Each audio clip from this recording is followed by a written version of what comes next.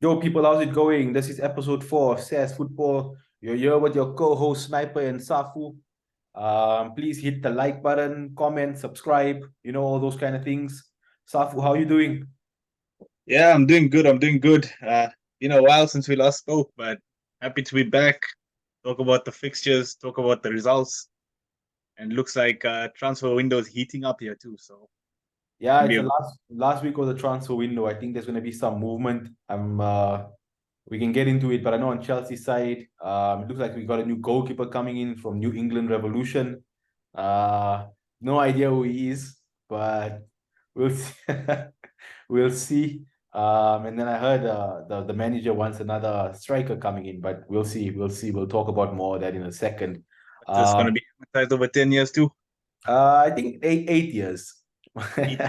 I think 8 years. So Okay. all the goals he concedes will be amortized over eight to 10 years. So that's that's Chelsea that's fans are shameless. that's how we Shameless. will SFC. we will analyze and measure his performance for the success metrics. But yeah, how you been? How's the week going? We have a packed agenda. We want to review some of the games that went by. There's some big results. Chelsea got taken to the cleaners by West Ham. I feel it was more of a smash and grab. And then Man United gets put to the sword by the mighty Spurs. You know, Mighty Big and End, Mighty Big End, Edge. Big End got them pumped. But yeah, Arsenal coming away. It's 2 wins out of 2 now for Mikel's army. Why don't we start there? Any thoughts on the game? No, no, no, no. I think we should start at West Ham, Chelsea. I think after a billion spent, Yeah. there has to be some questions asked. So are we just gonna disregard net spend? Yeah, we're disregarding net Oh, spend. so we disregarding net. So is that how Yeah, we disregarding net you spend? have to disregard net spend. Okay, You I can't. mean, yeah, if you're disregarding net spend, then fine. Then I don't have a case. But if I think, financially, you have to take into consideration net spend. Poch said in his conference today, it's easy to talk about the big incomings, but we lost big players. Like, you took our biggest player, Kai Havertz, who won us the Yeah, Champions League. because you all wanted him so much. No, you took our biggest player. Man United took our best player, our best academy prospect, 2 times player of the season, Mason Mount. Oh, Mason and Money gave, Mount, Mason and Money gave Mount. So, cardio boy. That's the so, cardio uh, boy. about Mason Mount, he's out for 4 to 6 weeks. So there's some trouble up in the north, I've heard. Okay, so now why Yeah, you I mean, why you deflecting away from Chelsea? I no, see no, your we'll get into Chelsea. This if but let's talk about business. So look, it was a bad result. The performance in the first half was good. I think it was a very decent performance. Was very impressed with Kani. Unfortunately, he went off injured. Very good goal from Kani. It's been a while since I actually saw a Chelsea attacker take on a defense like that and score a goal. So it was a breath of fresh air. I think if the Enzo penalty goes in, it's a different game. Chelsea win the game 2-1, 3-1. I think they would have wrapped it up in the second half. Enzo should not be taking penalties. Yes, he was a transfer record at the time, but he should not be taking penalties. I don't want to get overreactive with it. I think the style of football is there, the philosophy is there. So I think Poch, I'm not gonna get too reactionary, and I think he just needs some time. There's gonna be some shitty results. There's gonna be some blips. There's gonna be some smash and grabs. And I think we learn. Poch will learn. The defense, they learn. There's 2 new players in the defense. And yeah, I'm not going to get too reactionary. Very well played by West Ham. They executed the game plan perfectly, and they came away with the 3 points. And we move, we move. So how Um, does it feel to have first of all, let's talk about Caicedo's debut.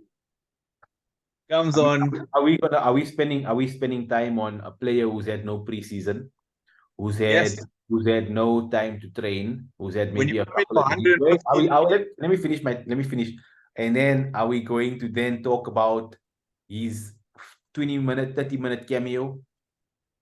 20, 30-minute cameo, fine. It's not be all end all. But when you pay 115 million for a player, you expect him to come in and at Oh, least you're like judging. So you're judging a player based on his first 30 minutes in a Chelsea shirt when he I'm has not a judging it. when he has I'm when he not has judging. 8 seconds. So why I'm is saying it? it just has to be talked about. It just has to be I talked about. I That's it. don't think so. I don't think it Why is. not? I think you're making a bigger deal out of it. Oh, I am. Yeah. So because he was brought on. Look, it was disappointing his performance. I'll say that, but he's gonna have many more performances, and if that's the worst, if that's the bottom, then it's only up from there. That's my point. It can only be up from there. Yeah, it can only be up from there. But I'm saying you're like chasing like didn't they had red card also, right? West Ham had a red card, yes. Yes. So Yes. first of all, subs from Poch need to be talked about too. When you're up against 10 men, at the time the score was what 1-1, 2-1? I think it was 2-1 at the time. Yeah, it was 2-1. Okay. Why the first sub he brings on is Caicedo? Why are you still playing 3 defenders at the back when you're up against 10 men? Yeah, I he's think made some bad decisions in the game. Yeah, his game management was poor. yes, His substitutions were poor. He should have had a assigned penalty taker. I don't think the penalty taker should have been Enzo. So yes, I'm not saying Chelsea were, we were unlucky. I think that overall we deserve to lose. But I will say that if the Enzo penalty goes in, we would probably come away with the 3 points. And I think it's a game on small margins. So I don't want to get overreactionary and overanalyze every mistake. But you're right. The substitutions were poor. He should have capitalized on the red card. The penalty should have gone in. And Chelsea were very sloppy defensively. I think West Ham had a couple of chances on the break. They played the long ball over the top, and Chelsea should have nipped that. So Disasi wasn't great in that second half. neither was Caldwell. Neither was Caldwell. And I also questioned taking off Chilwell at the time. Like, I don't understand taking off Chilwell for Caicedo. It didn't make sense to me, if I'm being completely honest. Doku bullied that defense for the second goal. He did, and he had a great performance. And I know people, started to jump on, Silva and saying that he's old, he's aging. But for me, Silva's still the best defender in the team. I can't see him out of that team. You can't deny his quality, but obviously at that age, you have to start declining. You can't keep going up. Yeah, he is decline. I mean, but the decline is not extremely evident. Maybe we'll see later in the season, but I think Silva will give us a good season. I think he'll give us an average 7 to 8 out of 10 performance every game that he plays this season. 1 game a week, he should. I agree with that. Exactly. So yeah. Anything else? Any other? Last point away from the game, but still on Chelsea. What happened? What does this make your game against Luton tomorrow? What's the mindset going into this game? No, they have to come away with 3 points. I mean, if Chelsea don't come away with 3 points against Luton tomorrow, it's a very, very disappointing start to the season. I'm not going to say that we expected it. We thought, like, we definitely expected, like, this run of games that Chelsea have, the next 6 games are very winnable games. Most of the games are against bottom half teams last season, newly promoted teams. So Chelsea do need to come out of the next 6 games, I would say at least 13 points out of the next 6 games at the minimum. After that, the fixtures do swing. The intensity of the games will change. We'll start getting closer to the winter as well. So, things will change there. But yes, I think tomorrow it's a must-win game for Chelsea. I don't really want to think about not getting 3 points tomorrow at Luton. Well, it's actually at Stamford Bridge. So, yeah, it will be very, very disappointing if Chelsea don't come away with the 3 points tomorrow. And I wouldn't say we're in crisis mode if we don't win tomorrow, but it's going to be a very depressing weekend if Chelsea do not get 3 points tomorrow. When does it become crisis mode then? After you lose 4? No, I wouldn't say it becomes. I think I want to let this run of play go. let the next 6 games go, then we'll be 8 games in. So at about 8 to 10 games into the season, if Chelsea haven't got maybe 2 to 3 wins in 10 games, then I think then there's some potential changes. And when I say changes, I think Poch needs to then maybe think about certain tactical changes or strategic changes and those kind of things. But yeah, I wouldn't, I don't want to get too reactionary. We know we are a team in transition. There's been a lot of investment in the squad. There's been a lot of attrition. So I think it's going to take time, and this is why I don't want to say that Chelsea will challenge the season, because we know Chelsea need time. Poch needs time to get his philosophy across. He needs time to work with the attackers. He needs time to work with the defense. We have, yes, we have 2 new midfielders that have come in, so it's going to take time. So I'm trying to be optimistic for the season to see a good style of football, and I think I want to see us in the Champions League spots come end of season. We're still trusting the process. Yeah, of course. I mean, it's just the beginning of the process. He hasn't had 2 8th-place finishes. Oh, is it? Okay.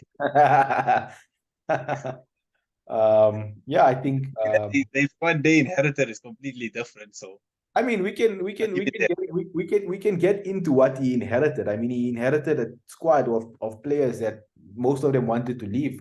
that won the Champions League. I mean, winning the Champions League and performing over a 38-game season is 2 completely different beasts, if you ask me. Would you not agree? I agree, but I will say before we move on, I'm comparing Arteta's team to the Chelsea team that Poch took over and the team Arteta took over. There's 2 completely different beasts of its own. I think that needs an episode of its own. Okay. I think that needs an episode of its own. But if you want to get into it, that will be a big one. That'll be a big one. We'll look at that. Let's table it for now. Okay. Well, you want to talk about Arsenal, or I mean, we can get into it. There's nothing major to say. Any new signings? Keep ticking on. Firstly, about the game before I get into outgoings and then incomings. About the game. Look, when I was on previous episode, I did say I wanted to see a performance. I wanted to see a team that's finally gelling, playing together. I wanted to see a better performance than the Forest game. Look, I didn't see a much better performance. I saw a very different performance. Obviously, we went down to 10 men. Again, every week it seems like we're going to be talking about ref decisions, because to me that wasn't a second yellow card for Tomiyasu. But then again, let's not talk about the refs. Let's just focus on the football. So I would say, yeah, it was a very different win. We had to show some fight. We had to, at a point, we had 7 defenders on the field. I think actually, unlike Poch, Arteta got his subs spot on. Because as soon as those subs came on, with 10 men, we started controlling the ball more. Zinchenko and Jorginho were actually 2 of the main players. They kept the ball for around 10 minutes in that game just alone. So I think those subs are very influential in our win. Look, Palace away is not an easy fixture for anyone. Palace have only lost 2 of their last 10 games away at home. And the other team to beat them 1-0 was City, with a penalty as well. So, look, any team that goes to Palace and comes out of a win will just take that and move. Let's just move on to Fulham at the Emirates on Saturday. And I'm looking forward to that game, because that's a game where I want to see us actually playing. It's Fulham. They just lost Mitrovic, not in the greatest form, and they're at the Emirates. So I'm expecting. Let's be serious. It should be a routine win. 100%. It should be. If it's not a routine win, then it's gonna be very disappointing. Yeah, it should be a routine win. I agree with you. It should be 3 wins from 3. I'll give you my 2 cents on Arsenal. I think Arteta has learned from bottling the league last season and bottling top 4 the season before that, on game management. He's become a bit more mature. But you see, you learn from your mistakes. I'll say that. And I think Arteta's learned. His game management was great. I can't fault the guy. Um, Even his first game, the first game wasn't easy. I think Arsenal got away with it with the win in the it was more of a smash and grab by Arsenal. Um, Forest, So the it Palace game or the Forest game? was the Forest game, right? The first game we smash and grab. Well, I wouldn't say smash and grab, but Forest deserves. I think Forest, if you came away with a draw, I don't think could you have any hard feelings if Forest came away with a point. Yeah, I think we deserve to win that game. I Okay. don't think they did Maybe enough to. maybe maybe I'm remembering wrong, but I felt like when that striker came on our knee and he scored, they had a bit of a bounce. No, they did, but the thing is they were better the whole of the first half. Like we Okay, had fair enough. Fair enough. Or maybe on the overall of play, yes. Arsenal deserve to win. I won't fight you on that point, but my point that I'm trying to make is that there's moments in games that Arteta is managing a lot better versus last season and the season before. Like last season, when you all went through a tough period in the game again at Enfield, you all conceded twice. The West Ham, you all couldn't hold on to the lead. Saka missed the penalty. So I think the players have matured a little. Arteta has matured quite a bit as well. And that's evident in his game management.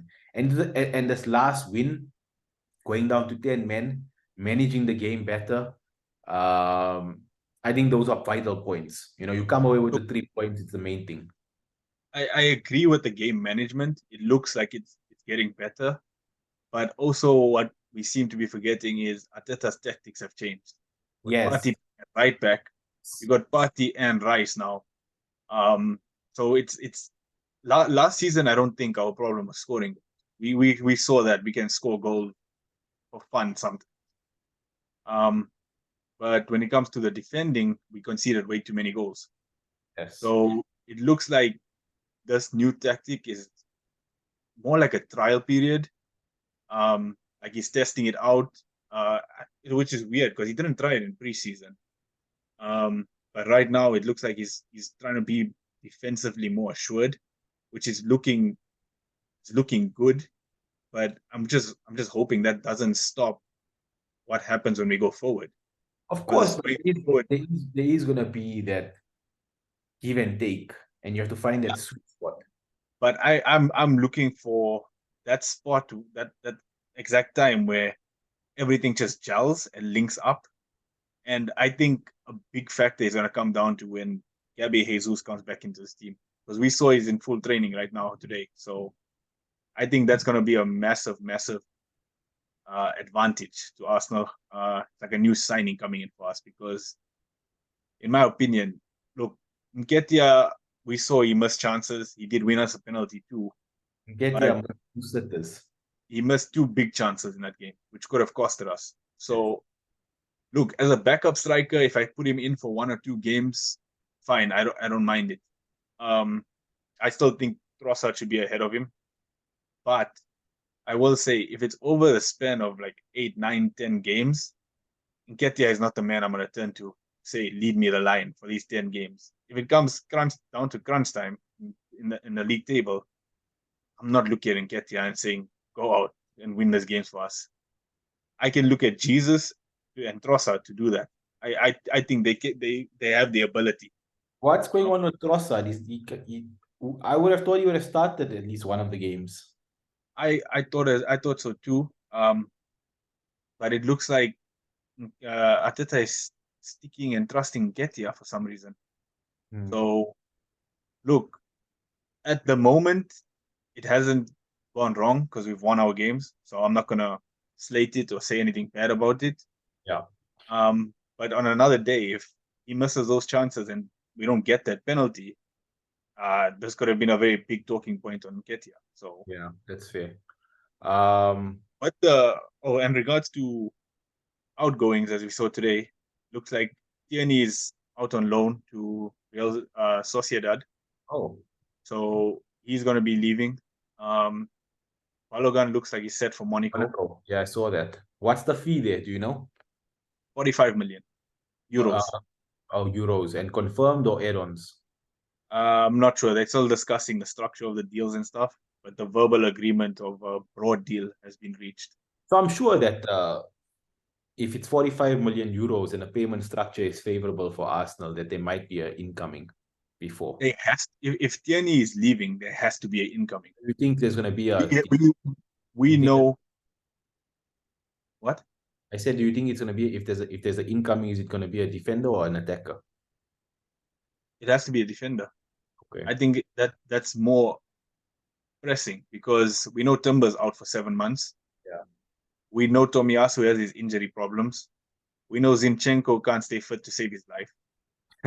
So I'm looking at that left back position. I'm thinking if we know Zinchenko is going to get injured, Tomiyasu, I don't know if we can trust him yet. Also suspended now. Tierney is leaving. I would have kept Tierney, but the fact that they're letting him go means they have a plan to bring someone in. Because I can't see them letting Tierney go without bringing someone in, unless they're planning to play Kivio or Gabriel left back. Which I wouldn't put that past Arteta either. But the tactics he has in his mind sometimes. So, but I really do think someone is going to come in. Whether it's going to be a forward or a defender is yet to see. We yet to see that. But if it's up to me, I'd bring in another forward. But also, I have no idea who's on the market. I know Tony is only available in January, so I would be looking at that. And I think Tony might have a range of suitors. I don't think Arsenal will be the only team in for him. I think Spurs might be in for him. You never know. Chelsea might be in for him depending on this Lukaku situation. So, and you know, Tony is a bad boy. Nick Jackshuai is not good enough for you. We talked about Chelsea. Anyway, I think there's a very, very important topic to talk about this week, and I think that would be up in the north, Man United. Ten Hag. Eric Ten Hag. Where do we start? Where do we start? Mason Mount, where do we start? Anthony, where do we start? I think I've seen a lot of slander on social media, you know, a lot of slander towards Mount, towards Anthony, but I want to try and keep it a little level-headed, this conversation. Like, realistically, let's see, right? So they finished third last season. They brought in a new goalkeeper. They brought in a 65 million pound midfielder. They brought in 70 million, I think it's euros, striker, you know, Hoyland, who's, yes, he's not fit as yet. And then I think there might be another addition or another one or two additions coming in. The biggest question I have, and I think I have a couple of questions, but the first question I have, do you see a philosophy and a style of play in his second year? I saw it in his first year. This season, I don't see it. And I just don't think that Ten Hag has done his research on the Premier League. Because if I'm looking at United, I don't think he understands that the second season of the Premier League is much more difficult than the first. We see once teams figure you out, that's when the pressure is on, and that's when it gets tough. We saw in his first game, Wolves played them off the park. They were lucky to get away with that one. And this game, look, I saw like some signs where if Bruno took his chance, Rashford took his chance, maybe it's a different game. But in that second half, they were nowhere to be seen. No. Same thing against Wolves. Second half, they were absolutely nowhere to be seen. They got lucky with the Wolves. Wolves should have scored, and then also the penalty in the end. So that Wolves game, they can like kiss their lucky stones to getting that 3 points against Wolves. So no, 100% agree. And they shouldn't have any points this season if we're being completely honest. But my question is, look, last season, the way I see it, last season, fine, he had the Ronaldo issue to deal with. You know, he didn't like the goalkeeper. He couldn't play his style of football. So I can understand that he had his strategy or his tactic was more transition football, you know. Do you think that he's trying to implement, he's trying to shift away from transition football this season, and it's just taking more time, or it's going to take time for that philosophy to come across to his players? But at the same time, he's identified the players that they've recruited. Like Ten Hag wanted Mason Mount, Ten Yes. Hag wanted Anthony, Ten Hag wanted the Hoyland, the striker. Ten Hag wanted Onana as a goalkeeper. And I'm not faulting Onana. I think Onana is a great goalkeeper. I think he has the odd irrational error within him. But I think overall he's a great goalkeeper. You know, starting that, you know, playing out from the back and so forth. But do you think that it's just going to take time for Ten Hag to get his philosophy across? And this season is, you know, people have high expectations, are just potentially, it's a false hope of expectation for Man United this season. Look, if they finished third last season, right, and they went to spend, like you said, 65, 70, and 55 on 3 positions, right? They're not done. They, if they're not done, say they're done. Let's say hypothetically they are done. Would that team? Would you not say you strengthened that team from last year? It's definitely a strength. I mean, a goalkeeper alone strengthens the team. The only thing I would say is, yes, he identified targets, but there's a case to argue that he didn't identify the right players. He got the positions right, yes, but I don't know if putting Mount next to Casemiro and Bruno is the best option. Okay, but if he identified the players and you saying that his talent ID is incorrect, then Yes, isn't that his issue to deal with? it Shouldn't is he his. find the solution? Yes, that's what I'm saying. So if he doesn't find that solution, then it's all on him at the end of the season. When the season's over, all said and done, and they're not in that top 4 position where everyone expects them to be, first of all, they should be challenging for the league title. They're Man United, they're a big club. Like they should be challenging for the league title. But we'll say, fine, if they don't make that top 4, questions have to be asked about on Ten Hag. It has to be asked because a lot of like these United fans, yes, they'll say Glazers out and wave their Norwich scarves, but at the end of the day, like the Glazers might not be the best owners, but they did invest in the squad. They have. I don't want to They, hear any slander for the Glazers yeah, this season. Like the investment's there. the investment is there. They've backed the manager this season. They've even backed the manager last season with Casemiro. Maybe they should have had 1 or 2 more additions. Fine. But this season, they've backed the manager. If there's another addition that comes in, also, they've overly backed the manager this season. Um, my, I think my point is that if Man United don't finish in the top 5 Champions League spots this season, it's a failure. Oh, 100%. Absolute 100%. failure. An Yes. absolute failure. They should, at the minimum, finish in the Champions League. I think whoever misses out on Champions League between Arsenal, City, Liverpool, United, Chelsea, Spurs, one team is definitely missing out. One team Whoever is. misses out on that, it's a failure for them. So I don't know about Spurs. I'll be honest with you. I don't. I think. If Spurs. If the only thing I'll say to you, if Spurs make the top 5, it's a overachievement for Big Eng in his first season. I think I can nobody expects Spurs to finish in the I top can 5. only agree with that because they lost game. Then I can agree with it. And he's new to the league. It's his first season.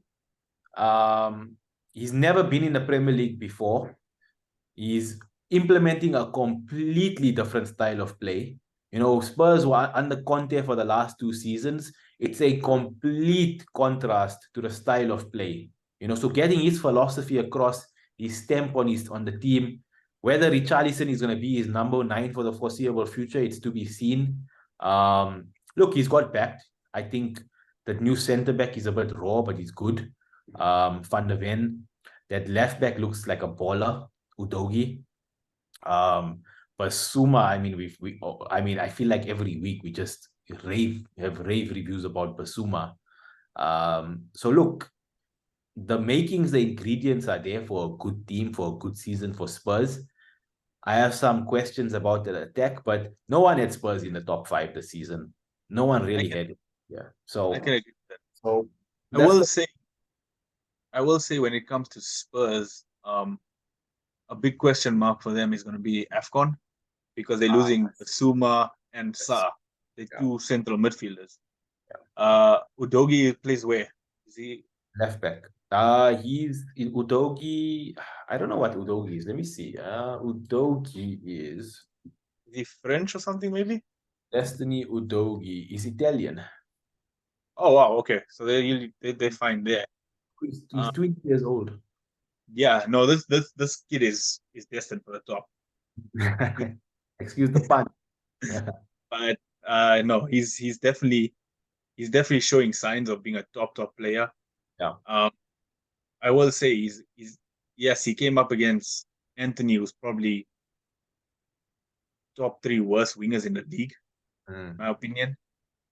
First game he came up against Buemo. Wasn't easy, but Buemo did get some chances here and there. So time will tell. Time will tell. He's still young, looking good. He looks like he's going to be a good player. So yeah, that was a great spot by Karatishi. that was a good spot. You're right. Yeah, he knew the Italian league. Say what you want about the guy, but he knows the Italian league in and out. Yeah, okay. I think that's a good segment on Man United. I think let's do a side segment. You want to talk about Liverpool and City? Liverpool, I think the big thing is like they signed the new Japanese player Endo. Do you think that there's going to be a bit more incomings? We all know Liverpool have 110 million to spend. Do you think there's going to be any more incomings, or is that it for Liverpool? And is what they possess right now enough for them to challenge? No, I have no idea what if there's talks of Liverpool having more incomings or what. But I will say is if Liverpool don't bring in another center midfielder, that like a number 6, a sitting midfielder, they could be in problems this season. It looks like their midfield is a bit too open at times. Look, I don't know anything about this Endo guy. He can come in and be a revelation. But from the outside looking in, I don't think that even Liverpool fans alone are confident about Endo in that midfield. Yes, they got only Europa League, so they don't have to focus much on Champions League. So if Endo is good and stays fit, and the 11 stays fit, they can do well this season. But I know Liverpool fans, if you linked with Bellingham and you don't get him, then you move on to Lavia, you don't get him. You move on to Caicedo, and then you end up with Endo. It's kind of, like depressing. Yeah. So I will say I do expect them to make a move in the market. Because we all know they have the money to spend, like you said. So I can't see them not going into the market. If they don't, then I think they're just letting Klopp down. Yeah. Yeah, I think they do need to tap into the transfer market and at least get one more midfielder in. I think the attack has a lot of firepower. You have 85 million pound, or is it euros, Darwin Núñez on the bench, essentially. But they've got a great attack. I saw there were some rumors with Salah going to Saudi. I don't know how material it is, but that'll be interesting if that happens. I wonder if they'll replace Salah this transfer window, or if he leaves. I don't think Salah can leave right now. Liverpool says absolutely not for sale, according to Fabrizio. So I think he will stay.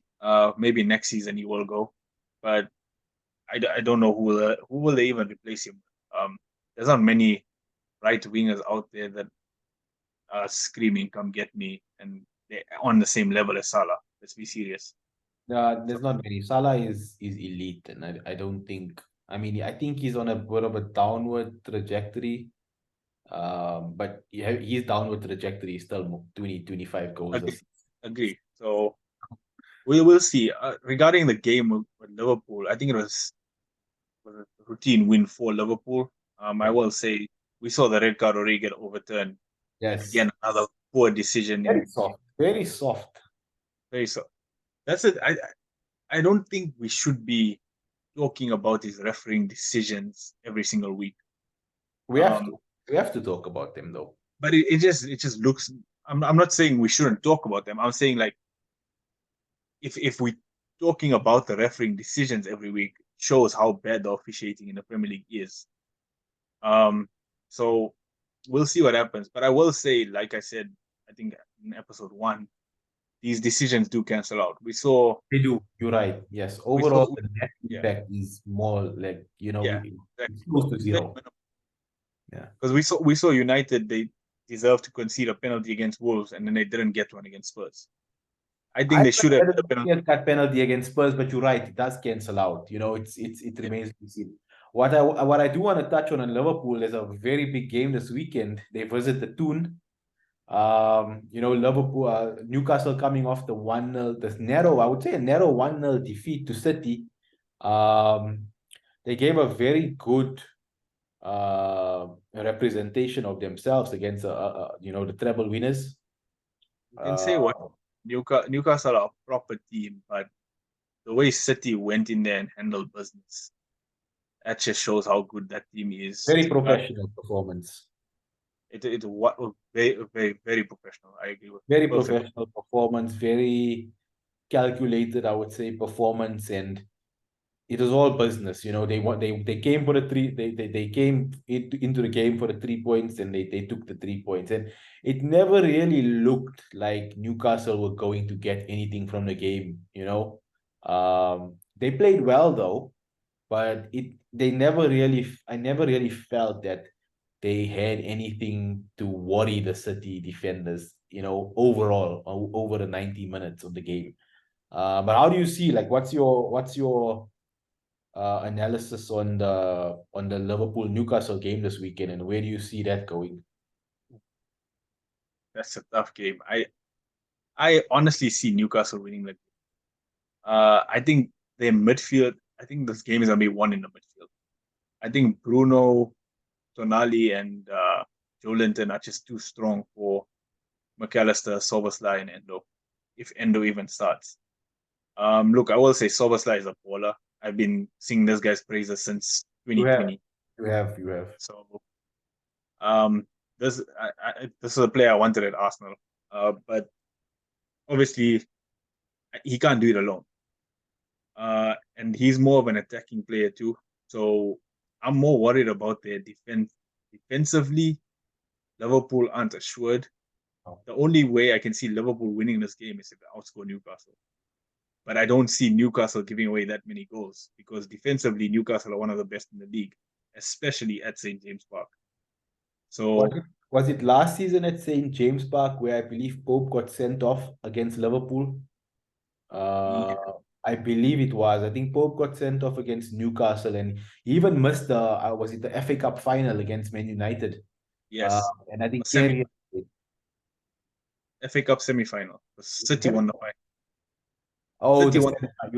you are right. It was the semi-final. He didn't play against Man United. I think. No, it was the League Cup final against Man United. Sorry, the Carabao Okay. Cup. Final, Carabao yes. Cup. Yes, it was a Yeah, Carabao Cup final, and he was suspended for that game, and Kerry has deputized. But yeah, I think you're right. I think it's going to be coming down to a big midfield battle. I think Liverpool lose the midfield battle for sure. I think in defense, I think both teams are very strong in defense, but I think the only way Liverpool beat Newcastle this weekend is if Salah, Diaz, and what's his name, Jota are just blitz, and if they blitz at Newcastle defense, and it's possible, it is possible. we know Liverpool can turn it on, like when not when they won because it seems like they're declining, but On their when day. on their day they can definitely turn it on. Yeah, So but it'll be an interesting battle to see. how, I like, just don't see Liverpool coming away with the points. you don't see Liverpool coming with 3 points? I can't see them going to St. James and coming back with 3 points. How far have Newcastle come in the last 2 years for us to say we don't see Liverpool coming away with 3 points? How far? It's just you can say what you want about like the Saudi investment and so forth, but we've seen many times, like, look at PSG's model, like money doesn't guarantee success. And No, I Sometimes throwing money at it doesn't matter. The strategy behind Newcastle, with like the thought that and that's gone into some of their buys, some of their investments, Eddie Howe style of play, I just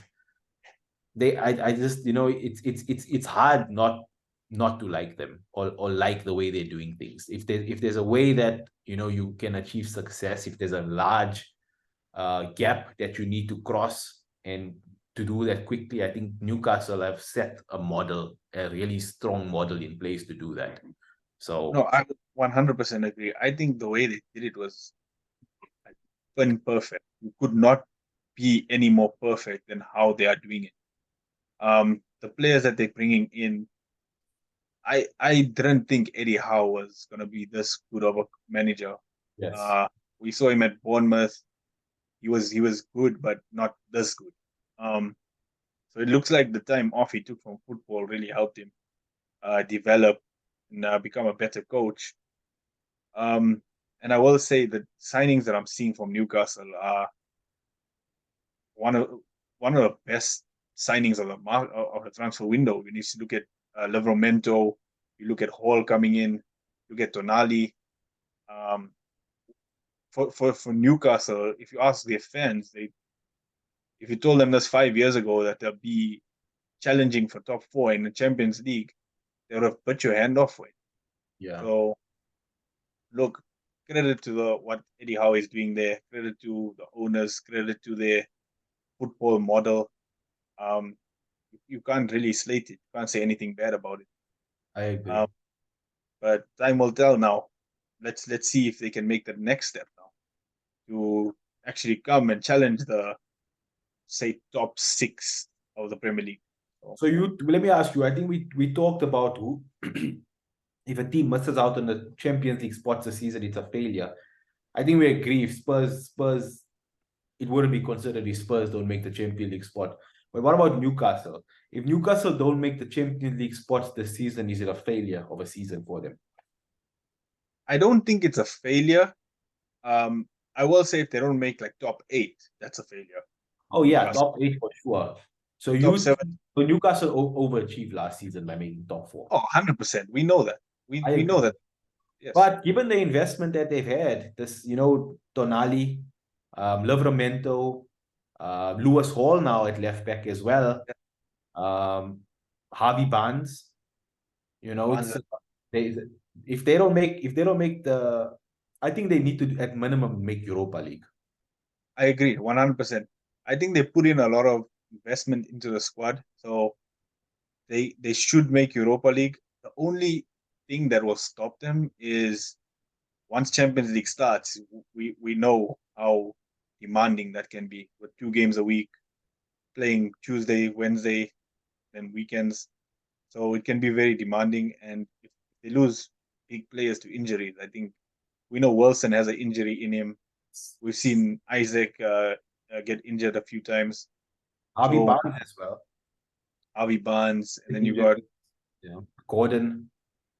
so yeah, we'll see once Champions League starts how well Eddie Howe manages a team because this is also new to Eddie Howe. I don't think he's ever managed in Champions League before either. So it's going to be interesting to see. Um, but I think Newcastle will be good to make at least Europa League this season. I I wouldn't be surprised even if they made the Champions League spots. It wouldn't surprise me. I don't think it's surprising. I think if they make Champions League, it's a good achievement again, but Yeah, it's not like it wouldn't be a reaction that we had last season to with Newcastle making the Champions I League. agree. I agree. Sure. I think let's move on to the last piece that we maybe want to touch on before we get into predictions for the weekend. City just announced the Doku signing for 60 million.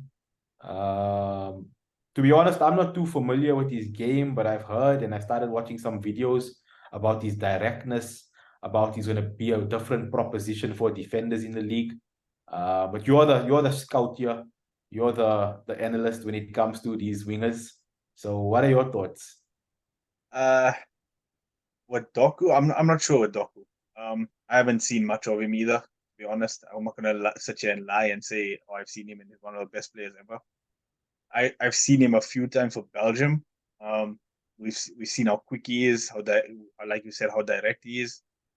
But the thing with City that if they can bring in any player and you'll just expect that player to be one of the best. Even if he's not the best, you'll expect whatever that player was before to be at least 15 to 20% better. But it takes Just time though. It's not immediate. no, I agree. It does take time. But we know he's gonna get there. Look, City. When was the last time City had a signing that was a flop or didn't make it? Ferran Torres. Ferran Torres, and that was and people can still argue that wasn't a massive flop like we've seen It with wasn't other a people. flop, but he didn't produce the way you would have expected him to produce, right? I Yes, mean, I. But that's just the reason we say that is because of the standards we hold City right now. So yeah. if you're holding City to those standards, I mean, you can already say, look, this guy is gonna be one of the best. Does Doku get into the team straight away, or is it going to take time for him to be integrated?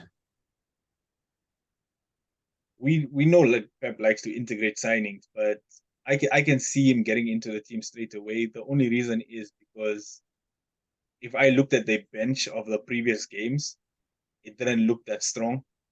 They had a lot of academy products on the bench, and I think Pep loves to rotate his teams. So he'll want to give Foden a rest, Alvarez, especially with KDB injured. He'll want to rest Alvarez. But I still don't think City are done in the market. I see them going in for another That was my midfielder. next question. We saw them going in for Nunes, right? So they got their Yes, good. yes, that's an interesting move. I think it's a great move. I rate Nunes. I think he's a good player. Um, Liverpool wanted him too before I Wolves got wonder him. why Liverpool didn't go for him. They got the money I think they should have went for him. But I don't think he's the number 6 Liverpool need. He's more and like eight. how Soboslai plays. He's more of that 8 to 10 kind of player. Slobosai is more of a 10, I'd say, more than an 8. The way Liverpool plays, they play with 2 8s. They do. So They play with the box to box kind of, yeah. all action midfielders. Yes, I agree. But I So think I think it would have fit Liverpool's team. I think he would have. I think they need that depth, right? You Yeah. can't have Soboslai and McAllister playing every single game. Maybe they can, but at a point, if someone gets injured, you're gonna need that squad depth. So I the one thing with City is they missed out on Paqueta.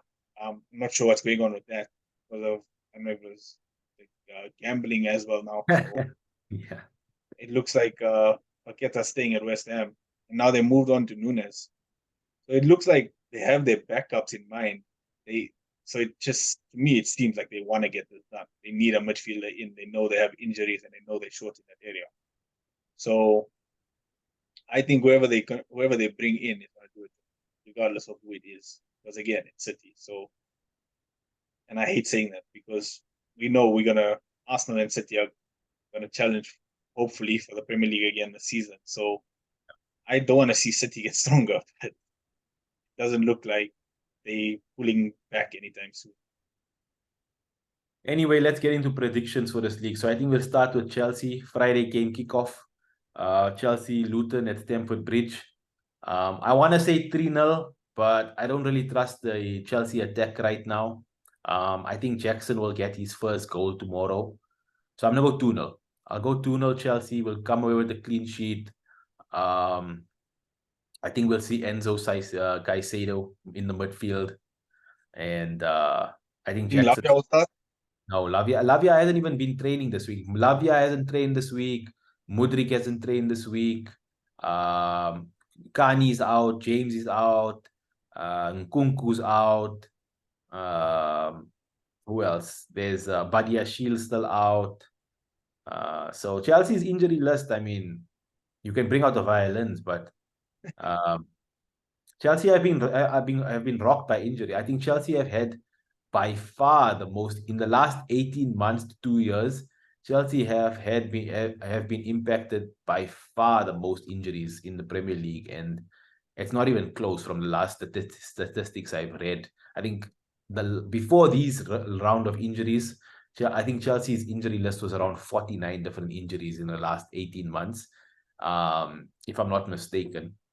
Don't quote me on it.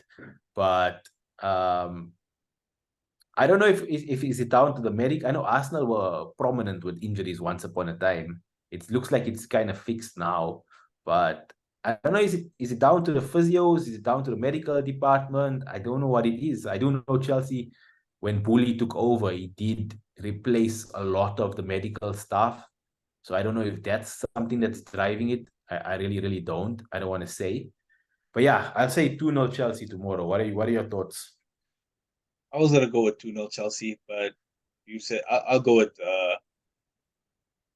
2-1 or 3. Let's go.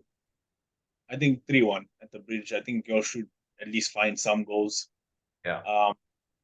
I don't know if it will keep Luton out, but I think Luton will get a goal back. Yeah. I think you should be a comfortable. Sure, I mean, it really should. Yeah. Arsenal going at home to Fulham this weekend. Predictions. You start. Yeah, like I said, this is a game I want to see performance. I want to see Arsenal playing liquid football, and it should be a comfortable win. I'm gonna go with 3-0. Yeah, I was going 3-0 as well. I'll go, since you've gone 3-0, I'll go. I was gonna go 3. I feel like I want to go 2-0 again, but I'll go 4-0 Arsenal. 4-0 Arsenal, yeah. Liverpool, Newcastle, a big one at St. James Park. I think it's still called St. James, or it's Sports Direct. I'm not sure. I think it's still St. James. You start. Like I said, I don't think Liverpool are going there. They're coming with 3 points. Maximum, I can see Liverpool taking a draw. Could be wrong, but I just don't see it, in my opinion. But I'll go 2-1 Newcastle. 2-1. I think it's gonna be a high scoring game. I think I'm gonna go 3-2 Newcastle. I can see that happening. Yeah, I can go 3-2 Newcastle. Who's next? City, Sheffield. City Sheffield. That's another routine win for City. I don't see any problems there. We'll go with like 5-0 City maybe. 5. Yeah. I'll go 3-0. I'll go 3-0 City. Yeah, I think 3-0, probably a Haaland hat-trick. Yeah, I can see that happening. Yeah. Are those all the predictions? Man United. Who does Yes. Forest. Is it Forest? Yes. Where are they playing? I think they're playing at Old Trafford. Let's see. Let me see. Check 1 second. Man United are playing Forest at Old Trafford, and then Spurs are playing Bournemouth away. So let's do both. Okay, you predict the United one first. I'll predict the Spurs one first. Okay, so for United, this one's tricky. This one is tricky. If United don't win this game, it's gonna be starting to talk about crisis. And the United fans are the most reactionary fan base, I feel. I think Arsenal are the most reactionary. United or Arsenal, yeah. I think United fans have the IQ is not. I think true. If United lose to Forest, Glazers out will be trending, and then Norwich scarves come out. Yes, probably. That's what will happen. But I think they will get the job done. The Forest are no pushovers. Forest are no pushovers. Our knee is on fire. Their defense is just lost short too. So it looks like it's gonna be trouble. It's gonna be tough at Old Trafford. But I think they'll just scrape it 2-1. You think they'll scrape it 2-1? Yeah, not gonna be an easy win. I want to see chaos, so I'm gonna go 1-1. I would love it. I will be there. I would love it. I will be. I don't want peace. I want problems always.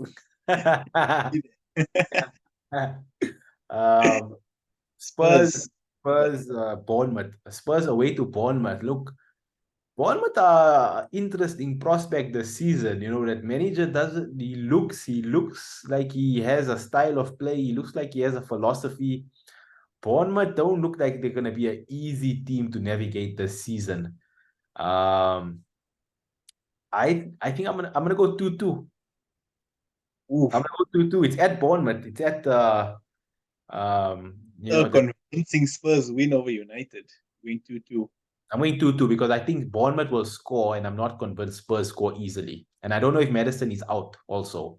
I don't trust Richarlison. He's out. Madison's out. He's Madison's out, out. exactly. So he's out. I think, look, Spurs are very strong in the midfield, and I think the defense are just getting stronger by the week. But I think Bournemouth score, and I think Spurs will score as well. So I'm going with a 2-2. I think it'll be an entertaining 2-2. Yeah, I think I think I'm gonna go with 2-1 Spurs. I 2-1 think Spurs. I think they'll scrape it. You can't go from. I mean, it'll be typical Spurs to go from beating United to losing or drawing to Bournemouth. It will be the Spursiest thing that's, yeah, It'll be it will be Spurs. so It'll just be a Spurs. I can see it happening, but it's tough to look past that United performance. I think they finally found a balance in that midfield with Basuma and Sa. So I think Tottenham can scrape this one. I agree. I mean, like they could, but I'll go with a 2-2. Who do you have for your Fundi and flop of the week? So for last week, Fundi, I will go. See, I want to go Brighton again, but I'm gonna change it up and be a bit more interesting. So my Fundi of the week is gonna be Sa from Spurs. Is it? I I was thinking Basuma. I think Sa because he scored the goal. I think Basuma, yes, was man of the match, but I'm gonna give it to Sa because nobody expected this guy to play the way he played, to make an impact that he's made. Nobody, like, I think he started 2 games last season. One was the drubbing at Newcastle, and the other one was, I can't remember the other one, but I know it was a loss. I think he started against us. Was I it you? think I'm not on, but I think it is. And he had 2 or 3 starts last season. I know one of them was the one against Newcastle where Spurs were torn to shreds. I think they were 4-0 down at halftime or something. Yeah. And no one even thought of this guy when they thought about Spurs. You know, everyone was talking about Basuma, but Sa was quality. He was quality. And if him and Basuma can become the main cogs in the Spurs midfield this season, I think it's a very strong midfield. It's a very, very strong midfield. So I'll go. I'm going Sa for my Fundi. I can agree with Sa. That's fine. That's a good point. What about flop? I'll go with his counterpart. Well, not counterpart, but the same game, Ten Hag. Yeah, I was gonna say Mason Mount or Anthony. It was just or Alessandro the butcher. Yeah. The Butcher had a shocker, assisted a goal, and scored a goal. And he scored a goal. I think the only thing he butchered was the grass. Yeah, I can see him. He can have the flop of the week. Yeah, I think the butcher flop of the week and Sa the Fundi of the week. Anything else? But if not, we'll be back next week. What do you any final thoughts? Not for me. I think this is a great show. A bit longer than the usual ones, but we had a lot to cover. Yes. But guys, don't forget to like, comment, subscribe. Follow us on the socials. Best tactical podcast out there. Yeah. And any questions for us, we will respond. Make sure you like, make sure you subscribe, and we'll be back with you guys next week once game week 3 wraps up. Yeah, and leave your fundis and flops of the week in the comments below. I'd love to see some of yours. Yeah. Leave some Thanks, of guys. yours. Be out. Thanks.